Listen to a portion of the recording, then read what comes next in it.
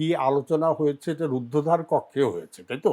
মানে ওনারা কয়েকজন বিশেষজ্ঞ বসেছেন, রাজনৈতিক দলের প্রতিনিধি বসছেন, কিন্তু কি আলাপ আলোচনা হয়েছে আমরা কেউই জানি না। না, কিছুটা জানি, সংবাদ মাধ্যমে হ্যাঁ, এসেছে। সংবাদ সিদ্ধান্তগুলি এসছে, আচ্ছা, পক্ষে বিপক্ষে সিদ্ধান্তগুলি এসছে, আর বলা হয়েছে এই ব্যাপারে ওনারা নোট অফ ডিসেন্ট দিয়েছেন। কিন্তু এটার পক্ষের যুক্তি কি, যে বললেন আদালতে যেতে পারবে না, এটার পক্ষে নিশ্চয়ই যুক্তি কি, মানে বিপক্ষের যুক্তি কি আলাপ আলোচনা।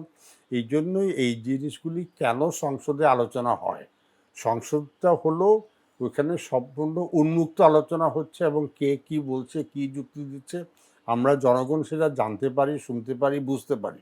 কিন্তু দেখেন এই পুরো প্রক্রিয়াটা হয়েছে লোকচক্ষুর অন্তরালে। লোকচক্ষুর অন্তরালে গোপনে কিছু হলেই এটা সংজ্ঞাগতভাবে এটা অগণতান্ত্রিক।